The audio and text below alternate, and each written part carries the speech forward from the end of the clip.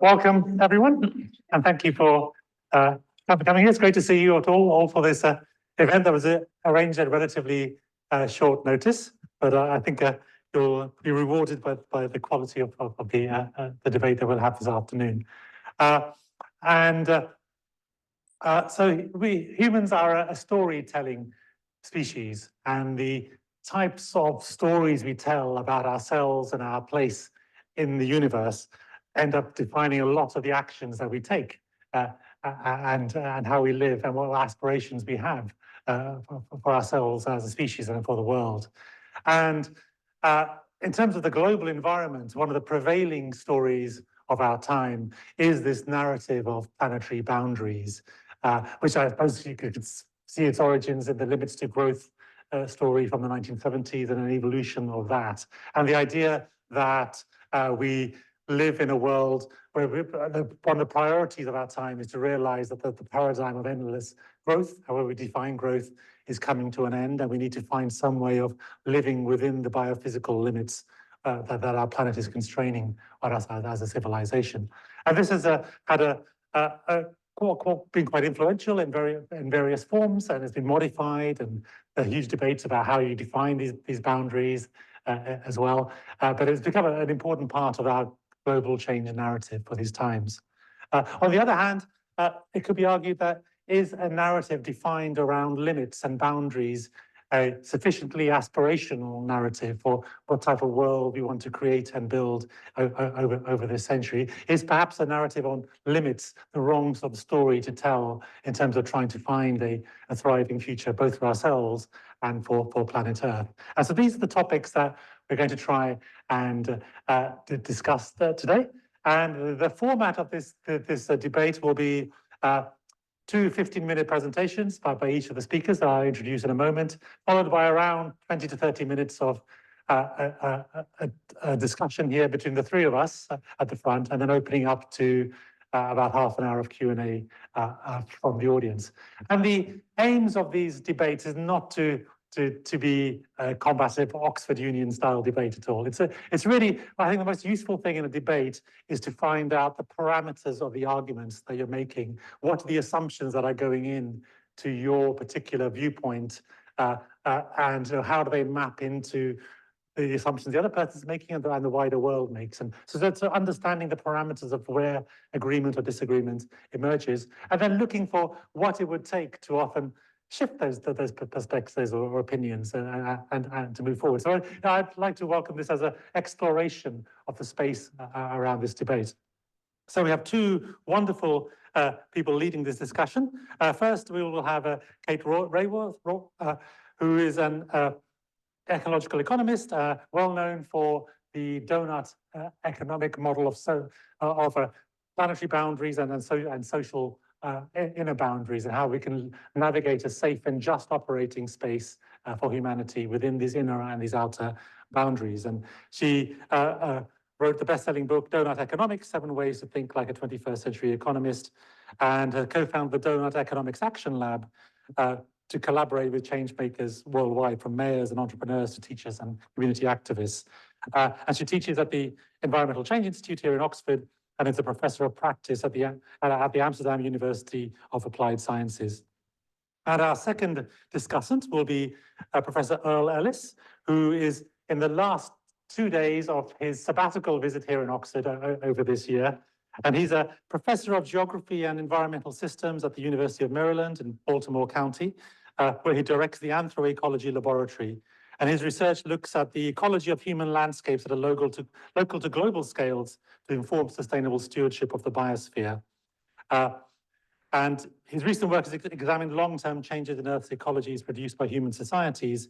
And also he pioneered the concept of anthropogenic biomes, or anthromes, which he introduced in 2008. He's been a member of the Anthropocene Working Group, and also been quite vocal in some of the challenges of defining the Anthropocene and the procedures around that as well. And he's author of the short book, The Anthropocene, a very short introduction as well. And so without any further ado, we'll kick off with Kate.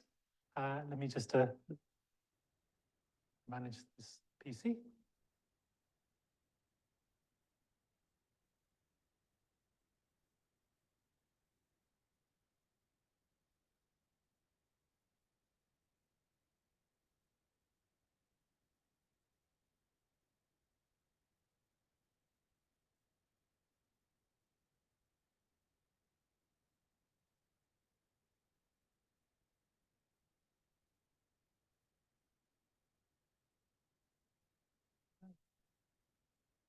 being a Mac user. There you go, Kate. Thank you.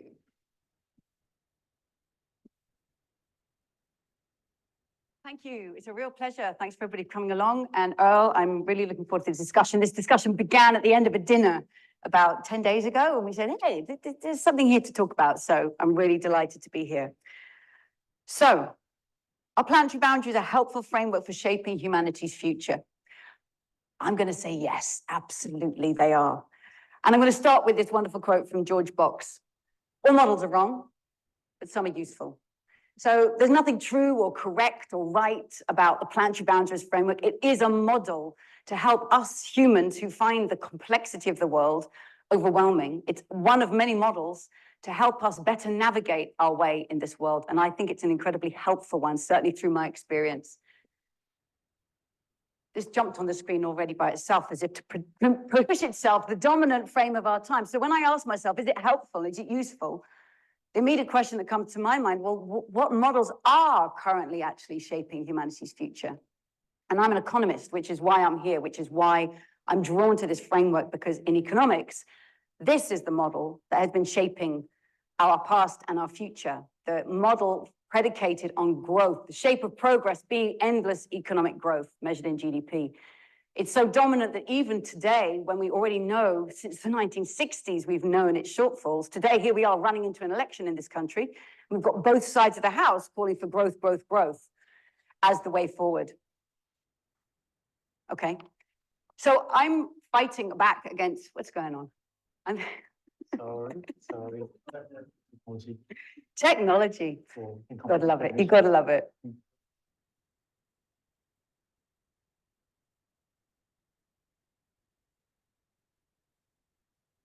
There we go. Okay. This is the predominant model of our time. So for me, a question is a model helpful? It really depends whether it helps us get past this, which I would argue is profoundly outdated, incredibly destructive notion that progress here now is endless growth. So I'm going to go back to the 1960s, this wonderful classic essay, very short little piece by the economist Kenneth Boulding, The Economics of Coming Spaceship Earth. In 1966, he wrote this essay, and he described the economy of our times as a cowboy economy, which is symbolic of the illimitable plains, reckless, exploitative, romantic, and violent behavior. And of course, it's clearly highly colonial behavior. This cowboy economy is one with no frontier. Beyond, there's always more, right? Lassoing Earth's resources in and always more expansion. To me, it's the metaphor of who we are. We are still behaving as if cowboys on this planet. And this graph tells us, keep on lassoing. Boulding called upon us in 1966, before I was born, to move towards a conception of the spaceman economy, in which the Earth has become a single spaceship without unlimited reservoirs of anything, either for extraction or for pollution, and in which, therefore, man must find his place in a cyclical ecological system. It makes me weep that the clarity of reframing who we are as part of this delicately balanced biosphere was known even in Western thinking so long ago. And it's taken so long for us to move anywhere towards it. There was a crucial move towards this in the 1970s. Herman Daly, with his concept of empty world and full world. Daly is one of the founding fathers of ecological economics, said, look, we've been behaving, and maybe it was okay in the past. We've been behaving as if we are an empty world. The economy is a subset of the living world, but maybe it's just a small one. There's plenty of room to swing a lasso. There's plenty more resources, the sky is so high, the ocean's so deep. How could we disrupt the functioning of the ecosystem on which we depend? But, said Daly, we are no longer in empty world. We're in full world, early 1970s. We're in full world. We are banging up against the edges of this biosphere. This transforms economics. This should transform what we are economizing on and put new foundations at the heart of our economic theories. Did it happen? No. It didn't happen, and economics barely responded to this. So the response to Boulding's call, to Daly's invitation, did not come from within economics. It came from within Earth system science. In 2009, the beginning of planetary boundaries framework. Johan Rockstrom, Will Stephan, Tim Lenton, Catherine Richardson, many others created this framework saying the green circle is what they called the safe operating space for humanity within 9 planetary boundaries, beyond which we should not overshoot. It's not a threshold, it's not a tipping point, it's a precautionary principle, safe zone beyond which we should not stray if we want to avoid dangerous possibilities and consequences. What I find powerful about this framework was somebody who'd never studied Earth system science. This gave me an access to a realm that had been utterly missing from my education. As an economist, I learned nothing about the planet. And I'll bet you there's plenty of economists going through this university and many universities today who learn nothing about the planet. Okay, they learn a bit about climate change, but they're not learning about the planet. This is crazy. This placed my understanding of the economy within planetary boundaries. It gives us not just focus on climate change, which is still the mono focus. There are 9 planetary boundaries. We don't yet fully understand them all or how they interact. We should have a lot of precaution in the pressure we put on them. It invited us to understand the Earth system and our pressures on it, not in terms of price. We are not pricing natural capital and ecosystem services here. We're recognizing nature in her own terms, in the metrics of living cycles. So it's a crucial reframing to me. When the day I saw this, I thought, this is the beginning of 21st century economics. This is Herman Daly's concept made real. Is the science ready? No, it's so young, and yet we needed it decades ago. So there's this real tension, and I think that might be at the heart of some of my disagreement with Earl, or our disagreements or different views. I feel the science is really young, and yet we need it now. So how do you hold the tension that you're working with science that's continually still evolving, and yet we need it? So to me, this is crucial. And if we want to represent the living world, this is how economics invites economists to represent the living world. It's the red wedge, the cost between the private cost of an action and the social cost of an action. So if we want to talk about climate breakdown, ecological breakdown, any degradation of the living world, it shows up as a little red wedge in the supply and demand diagram. Now I asked myself, which of these frames would I like to have been raised with? Now I raise my own 15-year-old twins, which of these frames of understanding the world, the economy, and humanity's relation to the rest of the living world and our dangers of degradation that we create, to me, the planetary boundaries is so much more powerful than anything that mainstream economics has offered. But even though it brings us powerful paradigm change, there are problems with planetary boundaries framing. Whenever you define limits, you are immediately creating a question of distribution, whether you mention it or not. And the planetary boundaries framework didn't mention it. The question of distribution, or as who's not even yet got the resources they need, and who's got responsibility for the overshoot that's happening. And that's what motivated me to create this diagram, the doughnut, by drawing inside the planetary boundaries a social foundation in a social justice sense, drawing on the work of John Rawls, saying let's maximize the visibility of those with the least, the minimum claim on resources right now. So let's make sure that nobody is left falling short on the bare essentials of life while we aim to come back within planetary boundaries. It calls for a redistributional approach to living within the boundaries. And this is a current version of where we are. Billions of people, all that red in the middle, falling short on life's essentials, and massive ecological overshoot of at least 6 of these 9 planetary boundaries. So this calls on us to have a redistributional question when we are moving back within planetary boundaries. To me, this also says to the whole of economics, last century's economic theories were not written in light of this. We need new economic theories. We need government policies. We need new business designs and models. We need new lifestyle aspirations as a generation that recognizes this is one depiction of our current reality. How then do we learn to thrive and come back within this space? So if that's the vision, then let me bring it down to the national level. My colleague Andrew Fanning and others created these national doughnuts. Now we're starting to look at distributional responsibilities between nations. Malawi, massive human shortfall, a claim on resources to meet people's needs, but not overshooting their share of planetary boundaries. China, a country with a double whammy challenge of human shortfall and ecological overshoot. The UK and the US here, massive ecological overshoot. And just to be clear, the red overshoot is measured in consumption basis. So they've taken the planetary boundaries concept and as best possible with today's data, which is not perfect, but it's beginning to show us a different picture, showing the difference of responsibilities and claims of Earth's resources. If I show you this, they're now on a scatter plot of around 50 countries, Malawi, one of the countries down here, China in the middle, the UK and the US up there. This starts to rearrange who we would call a developed nation.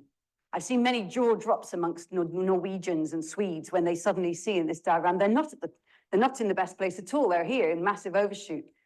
Next time you hear yourself talking about developed countries, I invite you to think, where am I talking about? Because there's nothing developed about overshooting planetary boundaries. These countries are overshooting the life support systems of our planet while undermining the very possibilities of low-income countries ever to meet their most basic needs. So this reorients our idea of what progress is, of which nations are doing well, of which nations we should be seeking to learn from. Costa Rica is closer than any other, but all of these nations need a redirection. This is where pursuing growth has generally taken us, straight past that sweet spot of living within the planetary boundaries.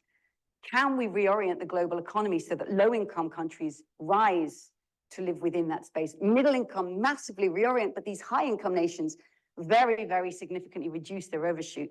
And to make that possible, a rebalancing between nations, whether that is reparations, redistribution of wealth, rewriting of the rules of trade and finance, rebalancing of power in international institutions.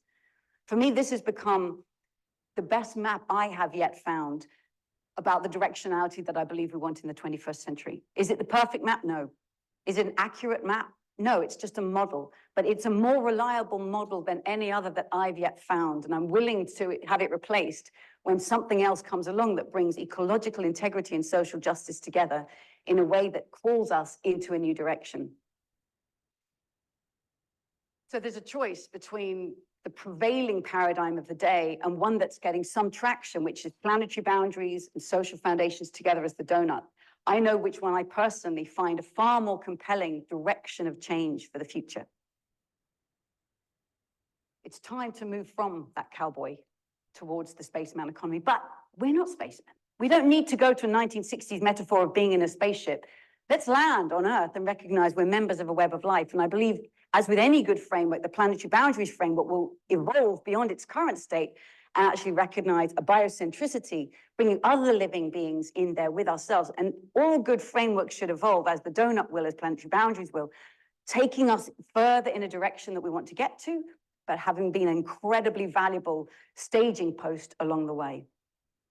So the last point I want to come to is a really fair one. Like, is this just too negative? Like, this is a pretty overwhelming picture.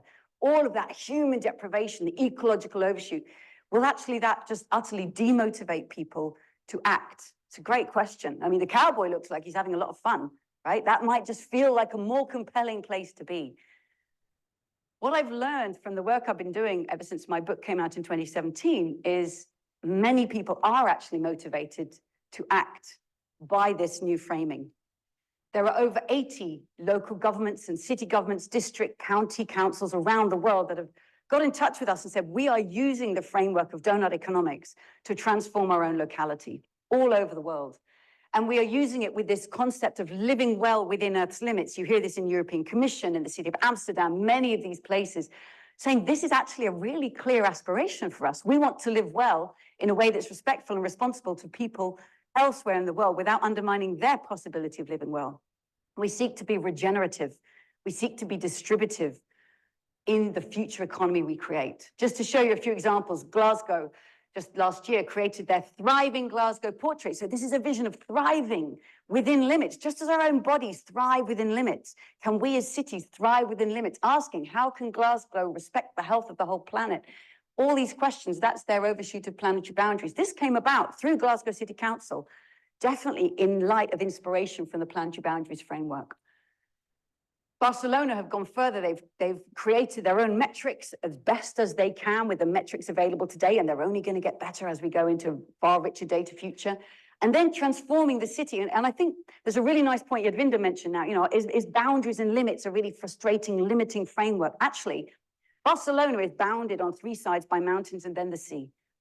And that's why they're a compact grid city. And they can't just sprawl their way out of a problem. They've got to innovate within. Do I get a minute more for the tech?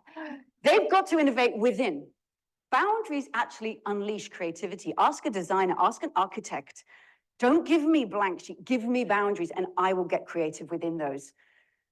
Thimphu in Bhutan, it's the same. The government of Bhutan said, we love gross national happiness, our concept, we're putting it together with the donut to envision a future of our city. So there are places that are actually taking this on, saying, how do we now innovate within the constraints we recognize we must live in?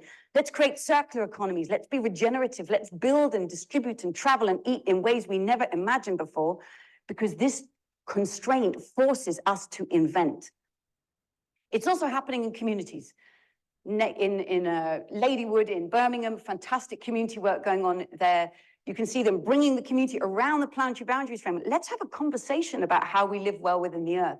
In fact, community groups are popping up all over the world, choosing to say we're going to be Doughnut Brazil, Doughnut Exeter, I was there yesterday, Doughnut Devon, using this framing, saying we have an aspiration, this actually enables us to live well. Many people here may be involved in more direct protests, and some have said to me, I love being part of Extinction Rebellion, but I can't stand for extinction all the time. I need to be for something. I need to be for something positive. And people have so much fun playing with the donut, right? It's a place of creativity, playfulness, while living within constraints. So there's nothing prohibiting play and invention and creativity. In fact, I think that is the very place that creativity comes from, when we know we must live in constraints. So let me finish. I believe it's so beyond time to move from the cowboy to the spaceman. I'm speaking as an economist, desperate about failure of this discipline to move on. And I believe that the planetary boundaries framework is the most powerful framework I have encountered to move this on. In theory, to bring justice and limits together in a distributional conversation, but also to put it into practice in towns and cities and communities and businesses everywhere. So I'm seeing this have traction, and I'm seeing it work. And I'm looking to see, is there another framework that would be more helpful? That for me is the ultimate question, because right now, this is really helping. Thank you.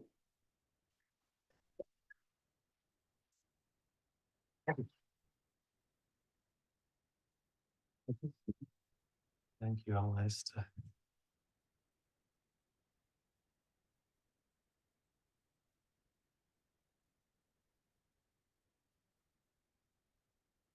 Yadvinder's putting this up here.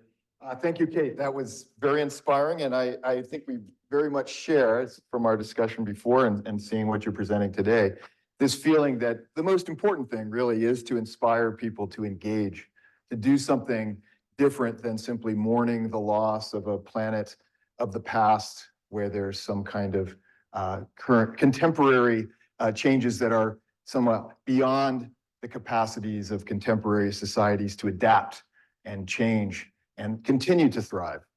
And I also say I am on my way. The next stop is not going home. I'm actually on my way to China. I was just thinking, I wonder what the Chinese think of the cowboy narrative. I might ask, find out. Okay. So my talk will obviously be focused a little differently. I'm not an economist, I'm an ecologist. And so I will focus on my perceptions of the planetary boundaries from that perspective. And I'm going to start with just a story of how I first encountered the work when it was published in 2009. And I'll focus on these three elements of the challenge. The first is that really, this is presented as a case of scientific work, but in fact, it's really not a scientific discussion at all. It's a kind of a boundary setting myth that science can set the boundaries alone. I'll also say that portraying anthropogenic global change as a binary between a safe space and a dangerous space, instead of a world in which more and more transformation leads to more and more risk, not a binary, but a continuous increase in risk, is a much more accurate and helpful narrative. And then finally, I'll try to wrap up with something about what are some alternatives. And I'm not going to say I have fully developed alternatives here, but I am actually working on a project I'll talk a little bit about, in which we are trying to develop some alternative thinking about how to motivate change without just focusing on these kind of crisis narratives like the planetary boundary. So I first encountered this 2009, and as someone who studies global changes in land use, I was amazed, and I was also I have to say, I was very happy to see this at first, because all the discussion in 2009 about global change was about climate change. There's one dimension thinking about the challenges of the future on the planet. And the planetary boundaries obviously is not just about climate change. It brings together a lot of challenges. And these are all serious challenges that many of which were not getting the attention they deserve. And so it's really good to see, it was good to see this kind of broader thinking about the challenges of global change. But what really intrigued me, right, as a scientist studying global land use, okay, they had this land use boundary. And so that was the first thing I looked at was, okay, how did they come up with this? Because for me, that was kind of a mystery. Like, how do you measure a boundary like that? How do you determine what the boundary is for global land use? And so I searched through the paper and no, it's not really explained. And then I looked through the appendices. No, not fully explained. Then talked to the people who were authors of the paper. And the answer is, you came to the workshop and you weren't to leave until you had come up with a boundary description according to your expertise. So the land use people came up with this 15% cropland boundary. That's it. That is the boundary setting process. And I think the technical term for this method is a bunch of guys in the room make a decision. It's a judgment call by a small group. It's non-negotiable. You don't get to go into the room unless you're invited. That is the process. So all these things started coming into my mind. Okay, that's the one I know about. Let's look at some of the other ones. Okay, and they're deeply problematic. Okay, nitrogen synthesis. Where does that come from? Right, that's the fertilizer that has made it possible for 8 billion people to live on Earth. Václav Smil has estimated that about half the people alive today could not be fed without the synthetic nitrogen that is produced through industrial nitrogen synthesis. So the idea that, oh, we'll just, bring it down to 35%, or 25% of the current levels just because a bunch of guys in the room decided that has real serious implications, okay? But that's what the bunch of guys in the room came up with. And then we have these other things like, 350 parts per million. Remember that? Maybe you're not old enough to remember that, but that used to be the standard. Now it just keeps migrating what it means to have dangerous climate change. And then, biodiversity. This is the most absurd indicator of all, okay? 10 species per million species on Earth going extinct every year is the acceptable level. Okay, that's what that indicator means. Who gets to decide which species? Why should any species be just like allowed to go extinct because a bunch of guys in the room? So that is how it kind of went for me in thinking about this. Now, how do you justify having a bunch of guys in the room make these kind of boundary decisions? Well, the big picture idea is the idea that there is this kind of safe space on Earth, a stable planet that essentially provides a safe space for human societies to live. And that if you push the Earth too far, it will pass these tipping points. In contrast to what we heard earlier, in fact, the justification for the entire operation was this idea that if you push the Earth too far, you're entering into this tipping points. Now, the whole idea of tipping points, just to be clear here, it's not just dangerous space, it's irreversible change. Okay, you're on the other side of your boundary, you're never going back.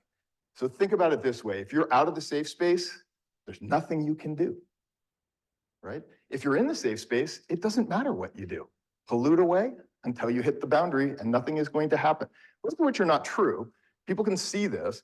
And it's a basic challenge to the whole concept of drawing these binaries in planetary conditions. And at worst, it becomes this kind of narrative of essentially we are potentially lost.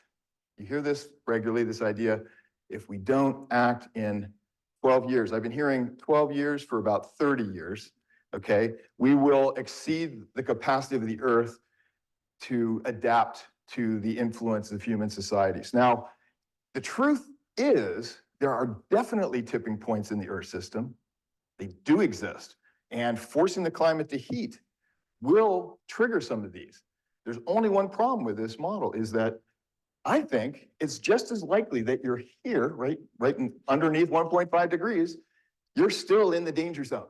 There is no safe space at all, right? The whole idea that there's like no problem and then there's a problem, this binary is a false narrative about how safe we are today and how much danger we're in the future. There's no simple binary between safety and danger. We really have to think the more damage we do, the more risk we take. It's not a balance between a safety, no problem, you can pollute as much as you want, no problem, and then after it's a problem, right? Who does that serve, that kind of binary, right? Where it's no problem in business as usual today, it's just the business of tomorrow. It serves those who are making the most out of the current condition, and those who have yet to develop are the ones who are going to be faced with the problem. And you get this kind of narrative as well. It gets used all the time, 1.5 degrees, right? Now, I think everyone who knows correctly what this means is this is a negotiated settlement, right? 1.5 degrees is a political agreement. And it gets treated, though, as now it is actually a message about transcending some kind of safe space into a disastrous space where humanity can't cope anymore.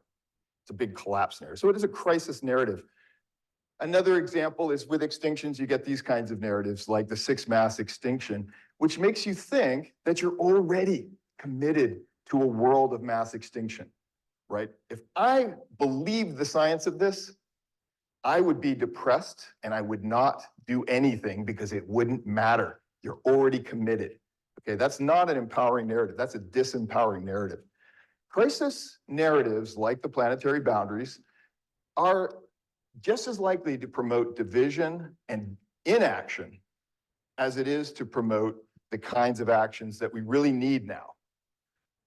How are we going to motivate people to do extraordinary, difficult things, change their ways, change the way we do business?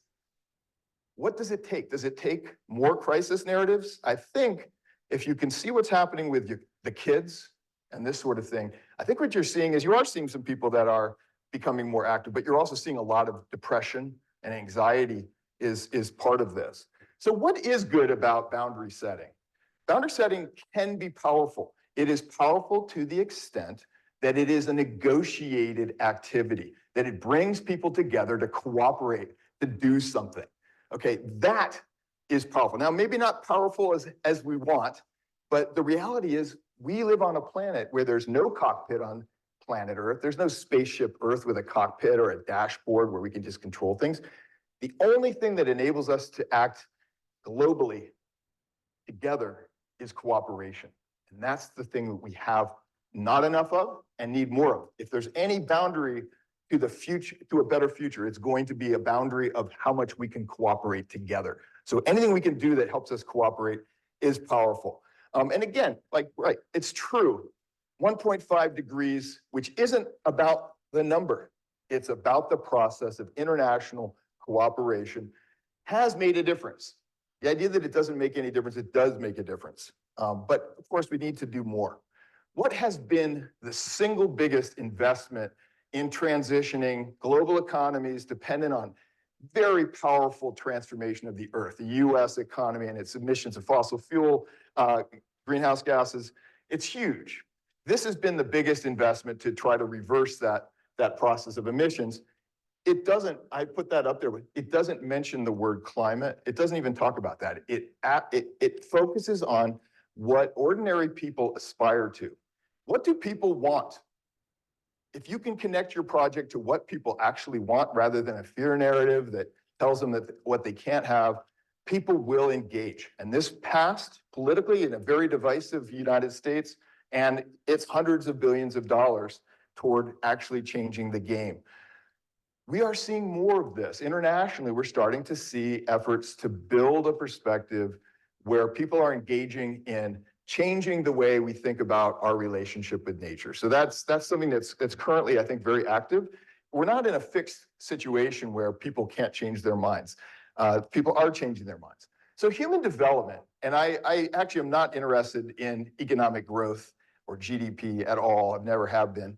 But human development is something, it's very different, right? It's based on different principles. The principles of human development, a lot of people don't necessarily know, but this is how they actually measure development at the United Nations, are based on three different dimensions. It's based on, and it's funny, I keep forgetting the dimensions, even though they're the most obvious thing in the world. And I think it's this kind of mental block. Yeah, long and healthy life, a decent standard of living, and access to knowledge and education. So those are the three things. You don't have to sell this to people. People already know they value these things, and it's just a matter of assessing, is there progress being made? So this leads just to the final things I have to say. All right, so what can we do with that? I mean, it has helped, right? People do aspire to see improvements in their lives, can we harness these aspirations for a better future? Can we harness them not just to talking about improvements directly acting on the human world, but what about the rest of the planet, the rest of nature? Can we have an interest connected to a nature positive future? And you're hearing more and more about these ideas. The aspirations for what it means to have a better future for people are now increasingly connecting with aspirations for a better life for all of life on Earth. So it's not as narrow necessarily as just focusing on what can be done for the human world. The natural world connects to the human world, obviously. And so what we're talking about most recently is these dimensions of the Human Development Index. Can we find some dimensions that appeal to people that are about aspirations for a better life in relation to the rest of nature? And obviously, this concept of relating to the rest of nature is something that all people have. Indigenous cultures have a very strong tendency to embody this notion with even the idea that every living being is, in a sense, the equivalent of a human being. The connections are strong and direct. And that's something that's largely been lost in industrial societies. There's less of a strong feeling of family relations with the rest of life. But the idea that the relationship matters, people care about their relationships with others. They care about their relationships with people. They should be caring about their relationships with the rest of life on Earth. And just the final words I have is that we live today on a planet with the most capable, most interdependent societies that have ever existed. The idea that all we can talk about is the idea of avoiding a terrible future. That's all the discussion is. What about the discussion about how we can aspire to a better future? That kind of power, it's already changed the world in terms of human development. Human development has been unprecedented. The quality of life for people has improved immensely. Can we do the same in our relationship to the rest of life on this planet? Thank you.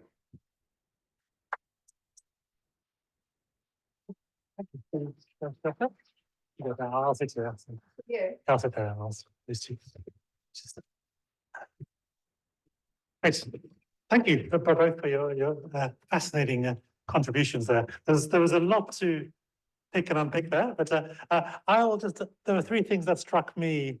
I'll summarize briefly up front, and then we can dive into some of those in our 20-minute discussion. One element seemed to be about the technical workability of planetary boundaries. Earl commenting on how many of those thresholds seem to be arbitrary and how they're selected. But I mean, Kate, you're showing the cities and various agencies of local government seem to be coming up with workable models that are actively influencing their planning and metrics there. So I'd like to explore that, a practical workability theme. And this, linked to that, I think, is this binary threshold framework an important part of that, or is it something that actually is a convenient way of framing it, but actually isn't how it's working in practice? So they're more practical, the mechanics of boundaries and how they work. A second theme, I think, was around the overall narrative. Is it empowering or disempowering? And what struck me from Kate's presentation was a very positive vision of how this boundary framing has empowered lots of action. Whereas Earl was quite skeptical about that boundary thing being predominantly a crisis narrative, therefore ultimately disempowering. So I'd like to explore the relative balance of those influences and how we work through them. And the third theme that struck me as is there an alternative? So Kate, you said that if you can be shown there's an alternative that works better, you'd be very happy to jump to it. Earl, you proposed some ideas there that as you helped to admit are sort of just at an initially formed stage.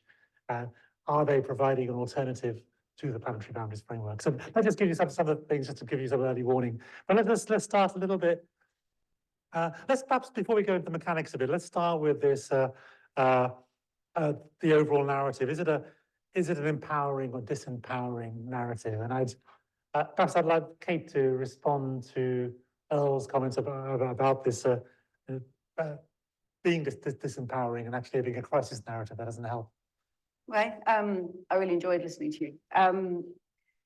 If you just took the planetary boundaries framework on its own and chose to present it as a crisis narrative and said, if you're over the boundaries, I think you said it, if you're over the boundaries, there's no way, there's nothing you can do. I very much dispute that I've never heard any planetary boundary scientists present it that way. They're desperately trying to bring us back within those boundaries. And there's a lot we can do, and we have done on ozone. But if you were just presenting it as a crisis framework, I can imagine it could absolutely be disempowering. But I think what motivates people, we are motivated by fear and urgency and alarm. We are. We can't live with that. You can't leave the alarm bell running. People are looking from there to get to something positive. And that's been very much my experience of people who are struck by the planetary boundary framework and say, okay, what can we do? Show me something positive. Show me something I can be for.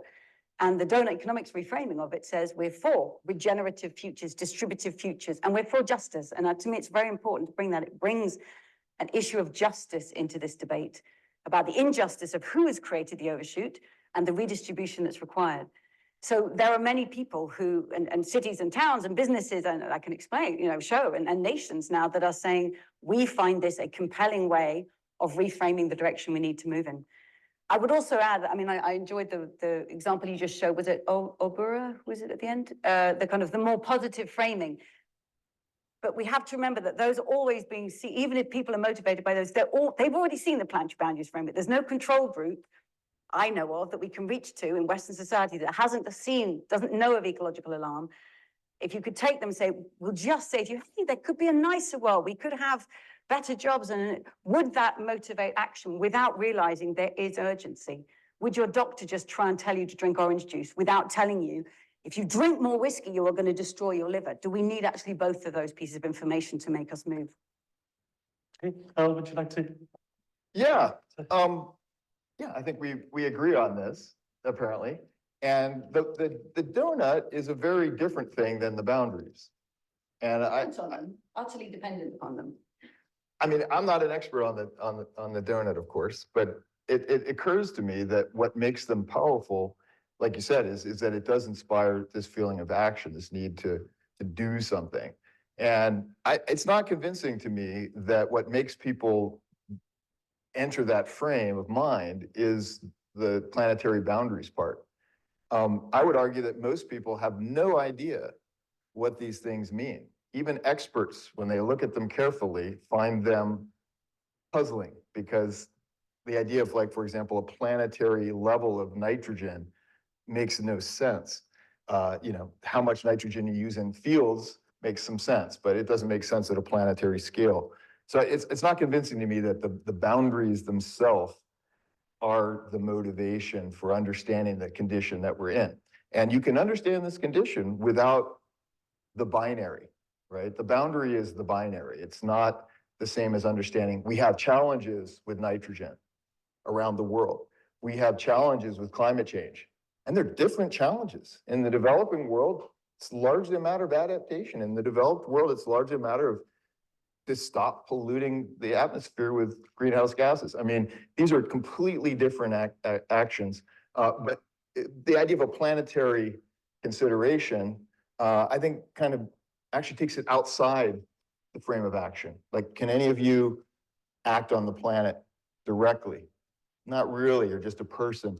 You can alter your relationship with the planet. That's something that is your responsibility, but you're not in charge of the planet. So setting planetary boundaries it inculcates a sort of authority that people can see that you know something that they don't know, or that experts have spoken, and this is what is the condition.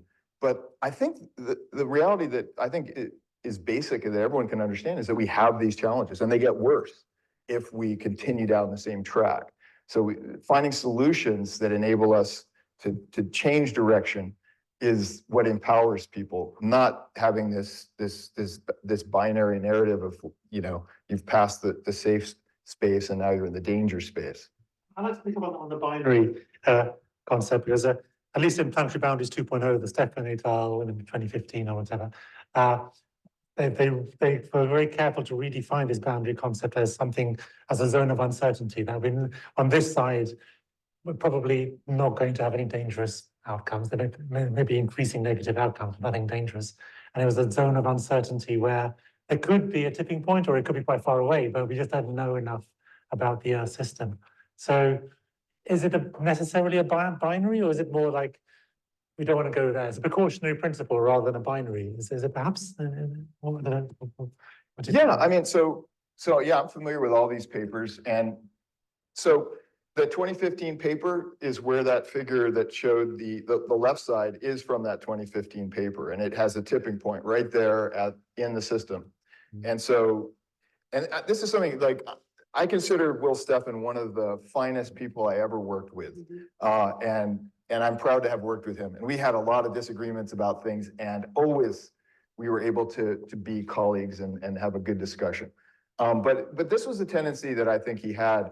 It was true of the Anthropocene as well, as it was kind of like, well, it's like you just described it, but it's also a tipping point. There's also a tipping point there. He would, if you look at that paper, it is a lot of implied things about tipping point. So it's not separate from a tipping point. And just again, to be clear, a tipping point isn't just something where things get worse.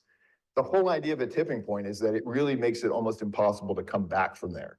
And that's the justification for saying there's some boundary, rather than the worse you make it, the worse off you are, right? That's a continuous model of change. The real world mostly operates on that kind of continuous principle. If you do more harm to the atmosphere, you're going to experience more and more risk. And with the atmosphere, there is the risk of tipping points, but there's one fundamental element that is not usually talked about, which is that the ability of scientists to determine where they are on the Earth, which is a sample size of 1, is non-existent. We can only do simulations, and there's only a very rough idea about where these are. We're just as likely to already have crossed into the zone of irreversible climate change yesterday than in 10 years. It's about the same. But that's exactly why we need planetary boundaries. They're not the binary tipping point. They are a precautionary principle. I'm going to use the stage. That's a tipping point, right? When you go up here, you're off. So the boundary is like here, because we don't know where that is. It's like rowing backwards. I don't know where that is. So the boundary is here. Do not pass this point. And the further past it you go, the more likely you are to hit that tipping point. And we've, as you say, a sample of 1. There's 1 planet. We don't know where it is. Don't go past here. You're crazy. Right now, humanity is living somewhere out here and we don't know where it is. That's the urgency. So you said, if you cross the boundary, there's no way back. There is. There may be still time to get back, but once you cross that, there's no way back. To me, that's why planetary boundaries are so important, to put the precautionary principle into action. And I want to add that that's a very powerful signal coming to us from Earth system scientists. What's the alternative signal that the world is getting all the time? It's price. What's the price of, what's the cost? Literally the monetary price. That is what is ruling us until now. And the price of things is rewarding stock markets, and nature has been massively underpriced and undervalued. So economic price is actually saying, keep on going. And that, to me, this is a massively valuable pushback from natural metrics. It's not perfect. It's early days, and it's an invitation to improve this. But we have to have a pushback against the main economics, which is just saying, keep on devouring this because someone's willing to pay, and therefore it's worth it. Well, we'll go on to the alternative narrative in a moment, but just diving in next on the practical elements of that. So, Earl, you showed how some of our boundary setting was rather arbitrary, and having looked into the biosphere boundary myself and some others, I tend to agree that it's rather arbitrary. Like 10% is a nice number between 1 and 100, but then, Kate, you showed that once you drill down to cities, there seem to be metrics there that must be meaningful to city planners to show progress, lack of progress. So maybe you could expand a little bit about how that rather arbitrary planetary bound, in terms of the absolute numbers framework, translates down at the local level in a way that you're arguing is actually proving quite a practical. So before I go there, so Earl was saying in a very compelling way, it's a bunch of guys in the room. I'm going to argue back against, I think that's an unfair characterization of what's happened. Maybe it was a bunch of guys and 1 or 2 women in the room in 2009, But this work has been some of the most high-profile Earth system science since then. It's been massively scrutinized. They've renewed it in 2015. They've just renewed it in 2023. And what I think is really valuable about the way it was published originally was this is an invitation, right? If you read the original Nature article, this is an invitation. We are inviting fellow scientists to scrutinize this, to do science that doesn't yet exist. And the amount of science that's been done and scrutiny of those boundaries, and of course the metrics that we were showing, critiquing, they've been revised. Are they right and perfect yet? No, but they are. This is a really healthy intellectual conversation. Put the research, put the work, our focus here. Let's improve this science because we desperately need it. So I think actually it's been done with integrity, with an honesty about we need to improve this and let's have debates about this to keep improving it. When I worked on the Human Development Report for 4 years, and when it was first published, it was full of blank charts because there weren't data from countries, and that drove those gaps to be filled in. And I see this as part of that conversation. So keep it evolving, recognize the data are not correct, but my goodness, this work's had more scrutiny and more contribution to it than the vast majority of academic papers that get published. So I think it's not fair to dismiss it as the guys in the room. So there's to drill down, yeah, so cities and places, so they're trying to say, taking our, what is the global carbon budget? How is that, and it's not been determined by the planetary boundaries people. Science is, of course, it's determined by governments. By the way, with massive corporations and lobbyists behind them, I'm just going to keep reminding us of what we're pushing back against. We're pushing back against corporate power, governments in the pockets of companies saying there are no boundaries, let's keep on expanding. This is something, a countervailing voice and a metric. So cities will take the planetary boundaries and say, can we downscale this to our nation? What is our nation committed to? Can we downscale it to our city on the basis of population, on the basis of our income here, and start creating a sense of a budget for ourselves? But again, I want to say let's not obsess about, are we 23% over or we're 27% over? The point is we're freaking over, and we've got to change direction. I mean, to me, that's the most important thing of planetary boundaries. Massive change in direction, people. It's really clear, and there's a danger we obsess about the numbers. I agree it's important to question the metrics, but some will say, let's obsess on, no, change direction. And again, it comes back to the economics. We need to transform our economics to respond to this appalling direction we've been going in. So to me, again, it's very, very powerful. How will we be the generation that starts to change direction? And cities and places are taking this on, creating metrics, but I really don't want them to obsess with the metrics. It's a paradigm change that the metrics are making visible. It's the new paradigm of creating a regenerative, distributive city, living well within what we've got. How do we reuse the buildings we already have? How do we create more housing without just building more? Let's think differently. And this is what's pushing us to be creative in the ways that these times demand. Can I Yeah, sure, go ahead. Yeah, so, and I mean, we completely agree on the need for changing direction, right? I think that's, and we've talked about this. But the way you just presented it, to me, struck me as you're using this idea that we've crossed some sort of line to generate a crisis mode of changing direction. And I can tell you, there's been some excellent indigenous critique of this kind of crisis narrative, in that when the Western countries declare a crisis, who gets hurt? It's always the folks at the margins who have to end up holding the bag when the Western world declares a crisis, as we saw with the pandemic, for example. And so I think the crisis isn't always the best way to respond to something that needs to be generational change. The changes that we need to make, the life in the post 1.5 degree world that we're going to live in for decades now, we need to look at this as a generational, long-term engaging process that hopefully isn't just going to be a crisis that drives the people at the margins out the door, and the wealthiest people deal with it in their own way. But yeah, so that's one of my concerns. I think boundary setting can be very powerful. I gave an example. The idea that it needs to be a bunch of scientists setting the boundaries is incorrect. Boundary setting, as it's always done in politics, not necessarily economics. In politics, when you want to set the boundary for lead pollution or anything, you actually assemble politicians, scientists. You have to work across society to do boundary setting that's effective. That's how you get buy-in so that people cooperate on dealing with these things, right? And so the idea that, planetary boundaries need to be set by a group of scientists is a false narrative. It doesn't need, I think if it is set by just by a group of scientists, it won't be powerful. And it can't really be, it's not science. It's just scientists choosing to use their authority to make a message. But it won't be as effective a message as when the people of the world come together, say in the United Nations, to make decisions together with science. Science is part of this, but it's not the only part, maybe not the most important part. The ability to find ways to cooperate is the big challenge of the current time. And that's why I'd argue, like, economics doesn't do that. It's always been a tool of the governments and the powers that be, and mostly corporations and other wealthy, powerful people.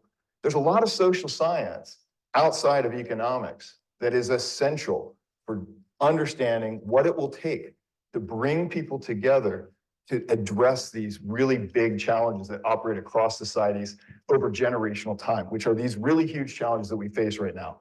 And so I think that is, if you want to talk about bringing the sciences to bear on making it societies more capable of cooperating, it's not necessarily economics. It's these other sciences that can be used to understand what works when it comes to cooperation. And I think that's a huge place for science to go. But boundary setting by a small group of scientists in some committee isn't the way to do this. But can you jump in there? Because that's not the way it's happening anyway. But like, it's not as if the authors of the planetary boundary papers have gone into a committee room at the UN and made a UN declaration and a global policy. I see the planetary boundaries publications and dialogue as a contribution from scientists towards a much bigger question. It informed the Sustainable Development Goals, for example. It fed into that. So it's not as if anyone's saying planetary boundaries are going to become law. Of course, they're going to inform it. And I just think it's an incredibly valuable contribution pushing back against the way that governments have a very short-term interest to please the public, to get re-elected. Corporations have a very profit-driven interest. It's a countervailing force against many of the interests that have traditionally set the policies and the boundaries in practice. And so I think it's an incredibly valuable additional voice. So in a moment, I'd like to open up to the audience, but just one final question, which is one around what would it take to convince you that the other person is correct in their argument? So I'll start with you, Kate. So what would it take for you to look at planetary boundaries and say, no, not helpful. It's actually, they're not working for me. A better paradigm.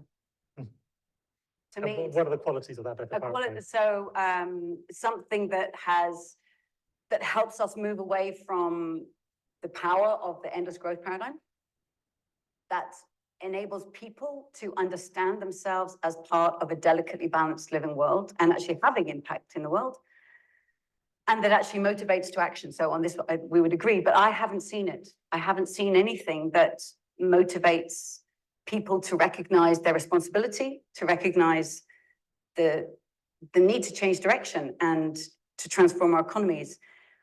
So I think planetary boundaries, as part of reframed into a positive narrative, which is what I think happens in doughnut economics, are very, very valuable outer frame. So yeah, I'd say show me, I think planetary boundaries will move on. In 100 years, we probably won't be talking about planetary boundaries, or sooner, because something else will have come along that enables us in a different, we definitely won't be talking about doughnuts. It's a passing paradigm. But for me, it's been absolutely essential to move us away from where we are. So yeah, show me a different paradigm or a different framing that actually really starts to take us there. And I will say, because I used to work at the Human Development Report on the HDI, which is a measure of long and healthy lives, good education, and kind of income per person. I used to get so cross because on the day that the index came out, I had to go on the live radio show for the countries that came out the top, kind of do drive time radio. So it's like drive time radio for 1 year it was Norway, 1 year it was Australia. And I was going, yeah, well done, Australia, you're at the top of the HDI. Freaking destroying the planet. Why are we praising you? So I really agree we need to bring in an ecological context to praising countries. That's, for me, I mean, I suppose a direct invitation. What I showed with those national doughnuts, that was what I was moved to leave the HDI and create that instead. It's closer than anything I've seen that shows us both the well-being of the worst off in the country and the ecological pressure of that country. So I'm sort of saying, show me something that does a better job than that, and then I might jump ship. Okay, Earl. Well, that's so- exciting. so- I'm hoping someday I can get you to jump ship. We'll see. We'll see if we can succeed. 'Cause it's not a simple We'll task. get you to jump ship. Yes. Yeah. And I just wanted to ask one question though about your assessment of the work that Planetary Boundaries is doing for the donut. And it's just a question, and maybe it's an open research question, is, you know, is that really documented that it's the planetary boundaries part that somehow convinces people to do X? I'm just curious, like how much work is that concept really doing to motivate people? I'm just curious. It's not documented, but I've definitely, it's the two together. When I first drew the donut in 2012, you could see it in people's face, like boom, leave no one falling short, don't overshoot the limits, thrive in bound. It tapped into something that people clearly viscerally felt, that makes sense to me. I've always thought this way, I've never seen the diagram. So that bounding is a very important part. And I think we know it in our own bodies, in human health. We are alive because we respond to our boundaries. We eat, but not too much. We breathe in oxygen, not too much. We drink water, not too much. Get hot, not too cold. That's what keeps us alive. I mean, just to add, you know, if people like talk about shooting through boundaries and like they're limiting. If you have a baby, a 5-month-old baby, whose temperature goes over 40 degrees, no one says, hey, you go, kid, like you shoot through that boundary. We do everything we can because we know health lies within boundaries. And I think what we take from we know deep in our bodies to the planetary body will help us connect with this. But sorry, you were going to say what? Just to get your. Yeah, but yeah, it's very simple. And I mentioned it already, right? I would accept planetary boundaries that are negotiated fairly But then the among the political people who boundaries. these boundaries are for. Then the who are the political boundaries? boundaries. Yeah, Why? because they are political, ultimately. Ultimately, the Earth doesn't have simple boundaries like this. There is no one temperature that is the safe space for everyone. It's not as simple as that. So 1.5 is a negotiated boundary, as you said. Exactly, and I accept that as a negotiated boundary, and I feel like it has the force that it does because people have agreed to it, and that's useful. And it doesn't mean science isn't a big part of this. It is a big part of this. But let's be clear here, like a lot of people don't fully understand this, but 1.5 degrees was not something the IPCC came up with. The IPCC was asked to review the consequences of 1.5 degrees after it was agreed upon in Paris. That's how the science came to be very strong about 1.5 degrees. And that's the way it should work, I think. And it's true, it's imperfect. But we're not going to have this perfect world where everyone agrees to do everything suddenly and the crisis makes everybody behave properly. You know, it often does the opposite. And so the big challenges are how do we bring people together in ways that are empowering and fair? And I do believe that crisis narratives don't necessarily do that. They often create unfair types of cooperation and even competition. Okay, I'd like to open up to the audience now. Just to say at the end, I'd like both of you to give us a 1-minute summary of your reflection on this event, just to prepare you mentally for that. Okay, so let's, there was a hand there, in the red. Yeah. Oh, wow. First of all, thank you very, very much for this very interesting discussion. Yeah, very informative, very interesting. I have written some things down, but I will try to focus on only one. But so I was intrigued by your idea of this like planetary boundary, not planetary boundary, planetary development index, because I think for me, one of the biggest strengths of the planetary boundary framework is actually that it's disaggregating. It's showing us, as you said before, we had this problem. It was just climate change. Everyone was just talking about climate change. And now we have this framework where we actually have 9 boundaries. And it suddenly makes sense that you can do something in one of them, but you might fall short on one of the others. So if you go back to an aggregated measure, which is just showing you like this country is doing well and this country is not doing well, you're actually hiding a lot of information. And you might end up with a trade-off where you're saying, okay, I don't know, for example, the US is kind of thriving in all of those like 3 social dimensions, which are like education and long life and whatever, but they're really falling short in the like environmental bits, and then you just kind of trade this off for a bit more, I don't know, GDP per person or something like that. And the second thing which connects to this is you were criticizing quite a lot how those planetary boundaries came into play as numbers, right? How were they set? How were they discussed? But I'm wondering about those like dimensions which are going into those indicators, like for example, the HDI, because all of those numbers are also debated. All of those numbers are also not fixed, scientifically agreed things. They were just set by a bunch of people at some point, and they're often far less debated because they're set by governments. For example, GDP is a measure which is agreed on by every single government. They're all measuring it differently. So there's no science in that sense behind it, which is actually justifying how those things are measured. So I'm wondering if we're just exchanging one devil with another one, if we kind of focus on other measures instead. Thank you very much. Okay. I'll take a couple more, and then collectively you can answer those. So, Karen? Thank you. I wanted to go to what Earl was getting at, or what I think he was getting at, with the having more of a progressive view of, rather than just boundaries and having these binaries. And I'm just thinking, just coming back to like IPCC work and how the 1.5 was chosen, and then the 2 degrees was chosen, and then everything was directed towards those as like points in time, or like when we did the last round of the reports. I mean, that's what everything was. When we did the Africa chapter, it was what happens at 1.5 degrees, what happens at 2 degrees, and it was so focused on that.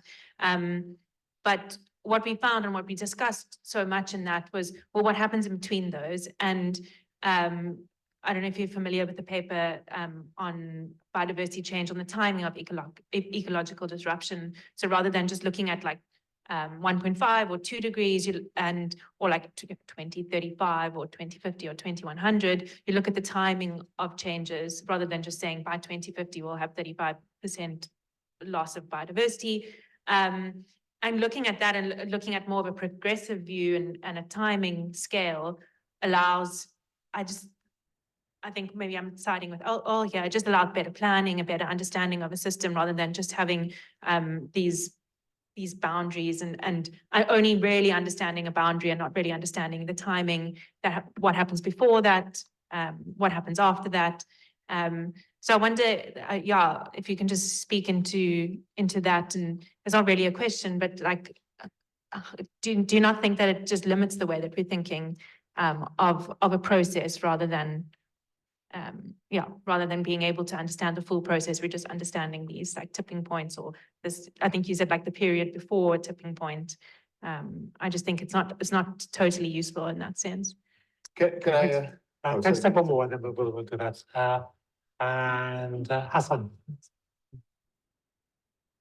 Hi, thank you. Really good conversation on this. I have a question specifically for Erle, and my question is that you kind of disagree on the entire premise of the planetary boundaries, and you've also talked about how scientists kind of putting this 1.5 degree or 2 degree kind of boundaries or targets are kind of political. So my question is then, if we do not work towards a goal or certain boundaries, what do we actually then work toward? And I'm not saying that these are tipping points. These are, let's say, these are points, like Kate said, that these are points where you might be in a danger zone, where you might be more, it would be more probable for you to, reach that point. And some of the communities around the world, are at that stage. Lots of places around in global south are uninhabitable with the heat waves, with the floods, with, heavy precipitation. So we do not really have a lot of weather attribution data. And whatever estimates we do make is based on historical data we have. So what do you suggest if we do not work towards these boundaries? What's the alternative? Thank you. Great. Oh, that's great. It's actually it worked this time. Sometimes you get 3 questions and they're all at cross purposes and it's like your mind explodes. But I actually think this is a single answer almost for all 3. So the perils of aggregation, I'll start with the first one. There are always perils to aggregation, right? Like if you take the planetary boundaries, you could easily do the math to reduce it to one number, right? And it would be like planetary boundary. And it would be kind of meaningless. I agree. So just like with the human dimensions, which just to be clear here, the dimensions we're talking about are not the same ones. We're talking about new dimensions, but any kind of metric has problems with it. So I agree with that. Like you have to be careful with these things. And if you just focus on one thing over everything else, you get perverse consequences. But on the other hand, there are some utilities to this. So what is the purpose of the Human Development Index in a sense? Is that it does gauge progress. You can see some progress, and you can also see differences around the world, and you can see places that are doing better over time and places that are not, and you can learn from that. So it provides some help, but do never take any one index as the gospel on anything, right? I think that's a dangerous thing to begin with. But okay, so this question about like, say, why is it 1.5 versus 2.0 and all that? And it is interesting. So 2.0, where's that come from? That's basically where the Earth system models kind of tap out in predictability. Nobody knows what's happening in these models after 2 degrees. They all kind of go. And so it is a zone of incredible uncertainty. The science there is pretty much wide open. And so that was what came out of more or less IPCC kind of, this is something you notice with all the models is that they don't really predict well at 2 degrees. And 1.5, but 2 degrees became kind of a narrative about where the dangerous change was. And what was realized, and this is a great example of why boundaries are dangerous, is that everyone's like, well, there's safe space up to 2 degrees. And look at all that space, it's 2050, we got till 2050 without any issues at all. And so people tend to take the path of like, well, let's wait until we have a problem to deal with it rather than, dealing with it earlier. And so 1.5 degrees was a response to that. Like if we tell everybody 2.0 degrees is the risky place, then we're not going to have anyone doing anything until we get nearby. So let's move it up to 1.5 degrees. Smart politics. Okay, and that's politics is very important in getting people to work together. Of course, it also is divisive, but it's the process of finding common ground and ability to engage in these kind of political projects, like changing the energy system, changing these very powerful parts of the human economies of the world. Okay, but the final thing is, if not boundaries, what? And there is something interesting about the Human Development Index, and what we're interested, what this new project that I'm working on is interested in, is not just doing the Human Development Index as an index of the environment. It's these new dimensions of the human relationship with the environment. Of course, that's a very diverse thing. It's not one thing, but the underlying principle of the Human Development Index is that it's not a target. It is not a goal. You never achieve human development, right? It is part of a process and it's open-ended. So there's no actual goal setting. Like a country might set a goal, like we want to, move our country up by, however much in education. So there's a politics of using this to influence people's ideas of how they're doing. But in terms of the actual use of metrics, it doesn't have a boundary or a limit or a goal or a target. None of those things are part of it. It's simply a matter of assessing how is the human world doing in terms of improving conditions for people. And obviously, in the world we're living in right now, we're doing not so bad. I mean, there's plenty of problems with it, but you can see real progress, obviously. We're doing not so bad. For the human world, compared to 100 years ago. The human world is part of the more than human world and utterly dependent upon it. True. Oh, that was what I was, what I was going to say is that, the indicators of the human world, like the Human Development Index, has shown remarkable progress. But the problem is, that's what I was trying to get at, is that look at the climate, look at biodiversity, look at ecosystems, right? We have some really serious disasters going on. Not everywhere, but it's a serious problem that needs to be dealt with.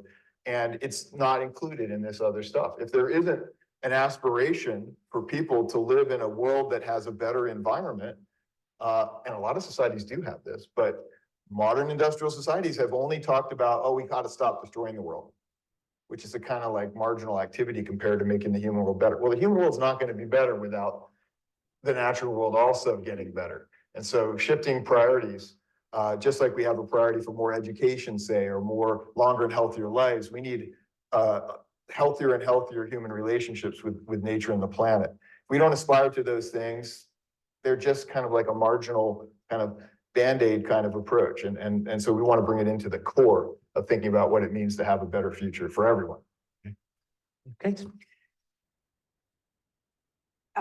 Great, really interesting. I'll pick up on that. I think the national donuts that I just showed do a really good job of showing both human development, especially for the least off, and ecological overshoot. Just coming to your point about the problems with aggregate indicators, I think we have a real opportunity to use visual indicators now, and that I've definitely moved in that direction. I got frustrated with working with numbers that needed to be added up into one, and you get number 1, 2, 3, 4, precisely because of the problem with aggregating very different kinds of things. I don't want to go to the doctor who tests me in all different kinds of tests and says, you're a 7.21. It's like, which bit of me is healthy and which bit of me isn't healthy? So that's why the donut shows the multi-dimensions, and I think that's why the planetary boundaries does too.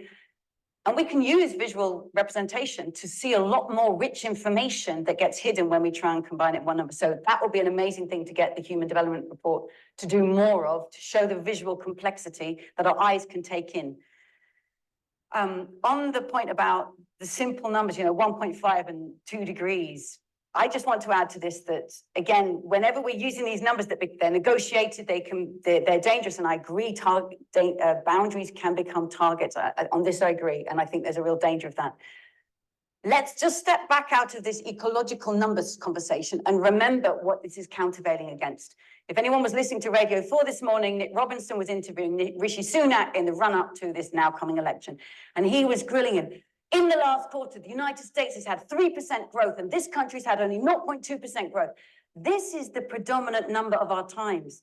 So bringing in 2 degrees or 1.5 degrees, this is a massive paradigm change of countervailing force against the predominant number, which nobody asked Rishi Sunak about his climate commitments on the radio this morning, right? It was all growth. So we need these numbers, even though they're imperfect, even though they may seem crude when you're close up in science, it is a countervailing force against the numbers that do rule our times, that utterly disrespect the living world. That's for me why they're so important. And then the last point about boundaries as targets, then what do we go to instead? I'm desperate for us to find more ways to frame this and for this to come into the mainstream of public debate. I would love every government to have to report on its national donut in Parliament. And I think in a few years' time, there's no reason why they shouldn't, because those numbers will be there. Okay, I think we have one more round of questions. So, Nicola? Okay, well, thank you very much. So I work on the sort of interplay between the planetary boundaries and the financial system. And I was inspired by your point that there is no one person that has responsibility for the planet. And actually, the World Bank just announced their first vice president for the planet, which I thought was really interesting. What for the planet? They're a vice president for the planet. So they have one for people, planet, and prosperity now. So now there is someone who walks around the world with a business card that says, I am the VP for the planet. I guess my question is around, if we think about the global financial system, the UNEP report last year shows that $7 trillion a year is going into destroying, pushing us beyond the planetary boundaries in all of those different dimensions. What's the role, would you say, of the international system in keeping us within the boundaries, on the assumption that boundaries are a useful framework, which personally I think they are? What role should international organizations play in that space, particularly sort of international finance organizations? And just to note, for example, the World Bank now talks a lot about poverty alleviation on a livable planet, questions over what that actually looks like in practice. The IMF, in its big resilience and sustainability trust, doesn't really talk about nature at all. It's all about climate mitigation. So we're kind of failing at the moment. What would a good vision for their role look like? Okay, great. Just wanted to say, brilliant talk. I'm an ecologist, I should say, but I'm also a sort of the stereotypical bearded Marxist, so I'll have to ask a question from that angle, if you don't mind. I think that the donut thing is a very interesting, good critique of capitalism. And you've said some brilliant critiques of capitalism here, but sadly, we are living under capitalism, and we're not going to see socialism anytime soon, I'm afraid. And the only thing that we've seen that can countervail the force of capital and the interest of capital under capitalism is an organized proletariat in the form of the labor movement. You know, the few gains that we've seen in the 20th century for the working class came through, you know, the Labour Party when it was a trade union party, the US Democratic Party when the trade unions were the major block of it. And the erosion of those has been basically downstream of the collapse of organized labor. So how are you going to go beyond, you know, small projects in one or two cities to changing government policy without aligning it directly with the material class interests of an organized proletariat, especially given that the proletariat at the moment is probably less organized than it has been really since the dawn of capitalism, since 1979. There's just been a collapse of that material basis of an organized socialist workers' movement internationally to countervail against the powers of capital. Thank you. Great, thank you. And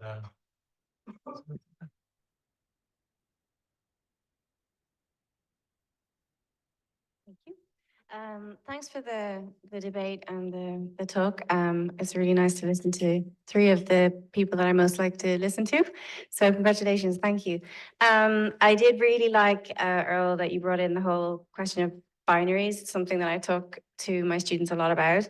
And I think it connects a lot with the whole question of boundaries. So one of the things that, you know, the examples that, you asked, Yadvinder, we could give a number from 1 to 100. It's the same as saying, well, is deforestation versus forested areas? So deforested versus forested. Oh no, but there's degraded in between. So, we can't really say that anything is, one or the other. So I like that connection. But I also really like the politics versus economics debate, which made me think about both of how you guys presented the issue of what I would like to formulate a coherent question: localization versus people in a room. So what I saw was a lot, in the sort of more first world scenarios that we saw with the donut, communities coming together. I think it was Barcelona, the example that you gave. This idea of localization and some kind of democracy in sort of looking at like, what are we doing ourselves and making decisions, and that, you consider that to be sort of a way out of people in a room. But I wonder, is it? And the same for, Indigenous people. Are they really not also people in a room? Because they're also, they're localized. So how can we, like, conceptually, it's a little bit of a philosophical question, but it's something that I grapple with a lot, because working with Indigenous people, I can tell you, it's always the same Indigenous people that are in the room. Every single time I go to the COP, every single time I go to anything, it's the same Indigenous people. One of the things I try to do in my work is bring new Indigenous people into the conversations. So what my question is, like, how do we disaggregate this idea of localization versus people in a room when there's that blurry line that if we're talking about binaries, we don't really like? okay, great. Any questions there? Who wants to get Kate? Great questions. I would so much just like to go to the pub with you and like really talk about it properly. So I'm not going to try and come with some quick, these are really big, great questions. Nicola's point about, what's the role of the financial institutions? Okay, working with our self-declared bearded Marxists, proposal that capitalism isn't going away anytime soon. So if you're going to work with the system, then carry on doing the kinds of steps that have begun with transparency, material risk, due diligence. I mean, there's amazing work going on of revealing the supply chains, right? From the Amazon to the corporates to the financiers behind them. Again, the rise of data. I have high hopes and put a lot of this work into knowing that more and more data and more visibility is going to come through, more traceability and more accountability. So let's build systems that work into that space, but to show the impacts. But I would like to go beyond that. And if there really is a VP for the planet walking around, I'm concerned that there's one for people, one for planet, and somebody offered a different kind of prosperity, right? This is the danger of alliteration. Like, what's Mr. Prosperity? But Mr. Prosperity is going off and talking about what then? If it's not people and planet, how can these be separate? Putting life at the heart of the financial institutions. I would love to seat them, in fact, around a giant donut-shaped table and say, okay, global financial institutions, finance in service to life. How does this change finance? How does this change the design and the character of finance? So I would actually like to go into that much deeper, more questioning conversation, dethroning finance from its power. Only the World Bank would give itself a VP for planet, right? But really asking ourselves big questions about finance is an utterly human invention. We can reinvent it with a long view. So that's definitely a pub conversation. To your point, okay, if we're not getting rid of capitalism anytime soon, well, that's another, what is capitalism and how can we unpick it? I would like to unpick the idea and create designs within the economy that we have, design our way away from the prevalence and the dominance of the return on capital being the driving motive and the driving and most powerful force in our economies, which it currently is. We work with companies, any company that comes to us and says, oh, we love the donut within the planetary boundaries, we love the framework of the donut, we say, we don't want to talk about the design of your products, we want to talk about the design of your company. How is it purposed, networked, governed, owned, and financed? Who owns this company? What is the role of employees? Is it employee-owned? It's going to be a very different kind of company if it's employee-owned or steward-owned than if it's shareholder-owned. So we're changing the deep design of enterprise to start changing the dynamic. So I'm not going to wait for an international worker revolution. I'm going to start working on the design itself. I've had really interesting conversations with unions, actually, particularly in Sweden, in Belgium. Unions have come to us and said, we want to engage with the concept of the donut, actually. We want to look at workers' rights in the heart of it, recognizing we need to live within the means of the planet. This is a different conversation than the one we had before, where actually workers' interests were aligned with economic growth, with a share to workers, right? We need to now challenge that. This is very, very challenging to rethinking the future of socialism, for example. So really interesting conversations opening up. And again, I think the planetary boundaries framework is forcing or inviting that much deeper conversation of how do we reimagine a socially just future within the limits of a planet, and not just within our nations, but internationally, much bigger and much harder. To Aoife's question, if I'm not sure I fully grasp the point, but the same voices keep being in the same rooms, and how do we enrich our debate and our democracies, a deliberative democracy? How do we invite new voices in? I don't know. I want to understand better the point you're bringing. But I can't relate it to the context you're speaking of, but I'm going to relate it back to the context I work in. I showed you a picture from Ladywood in Birmingham, and people standing in a giant warehouse around a painted donut on the floor. That work is bringing in voices that would never, ever have been in an economics conversation, right? Many people are intimidated by economics, but they're not intimidated by donuts. And this brings people who've never had an education about Earth system science into a conversation where they're talking about it and beginning to understand it. And I think it's really important part of our ability to negotiate and deliberate well, that more and more people understand the Earth system, and more people understand that the challenges that we have, so that we have far more better enriched conversations about it. Oh. All right, let's wrap this up quickly. We're over the time. I would argue that a planetary binary is not a way to educate people about the way the Earth system functions, or about the way that we can understand changes in the planet caused by people. But actually, I was inspired by this discussion. There's a good joke here, right? The vice president for the planet and Karl Marx walk into the bar. All right, that's the next episode of this story. We can do that. Yeah. Okay. I take you up on that. But I do not trust the World Bank or finance to be the process that causes the change that we need. The idea that it's certainly going to try to insert itself there, like it has in every other aspect of our lives, but the idea that we're going to address the grand challenges of cooperation, that are the only forces that we have at our disposal, and they're somewhat weak in some ways. These forces of cooperation, the science that we need, is not about the Earth system. That's not where the challenge is. The challenge is with, can we find ways to actually work together at larger scales to achieve common goals? That is the hardest thing that we have discovered, and the most necessary thing. And it's, I think we don't know so well how to do it, right? That's kind of where Kate wrapped up too, right? We're not so good at this. How do we get better? And the one thing that science has been able to do is make a fair amount of progress in understanding how the world works. This is the missing part. This is the part we need more of, is a deeper, more robust understanding of how a very distributed social world can come together more fairly and more effectively to address concerns that are of very strong common interest to everyone. And I'll just end there. I was wondering, was that a wrap up as well, or did you want to? Enough for me. Okay, great. Well, Kate, I'll leave you to your. Great, so in the best possible way, I think we do agree on quite a lot, and I think, not that I'm trying to agree, I really enjoy respectfully disagreeing, so I'm not trying to do that let's agree thing, but I think we agree, as you just said, can we work together on common goals?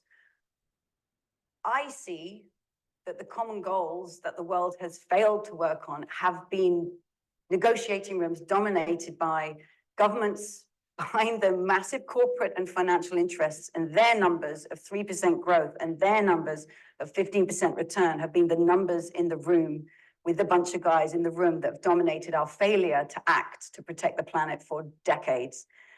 For me, the planetary boundaries framework is the most visible countervailing force of that, coming from natural science, bringing in different metrics, bringing in a different voice. It doesn't mean it becomes the policy. That would never happen. It brings a very different voice and representation into the negotiation, which of course will happen, but should be so much better informed and leaning so much more in the direction of protecting the planet than leaving the power brokers and the lobbyists and the lawyers and the economists and the corporates to run the institutions themselves. So that for me, ultimately, and going back to that cowboy economy, that's what I think we've had. We need to land in the spaceman economy, and planetary boundaries is a very simple metaphorical concept that allows many more people to understand that transformation. Great, thank you. So just to wrap up, so thank you both. I think I started this meeting talking about how essential stories are for telling who we are, what our narrative is of our time, and what our aspirations are for the future. I think as this conversation has done, stories are more than that, actually. And when we bring stories together and see how they rub up against each other, where they're challenged and where they're poking out, I think it's an important part of developing new stories, shaping new narratives, examining what's unexamined in our lives, in our society. And I think I would like to thank both of you for doing that so commendably. And so such interest, excitement and passion and civility over the last hour and a half. So thank you very much. And thank you all of you for your contributions as well. Thank you, Yadvinder.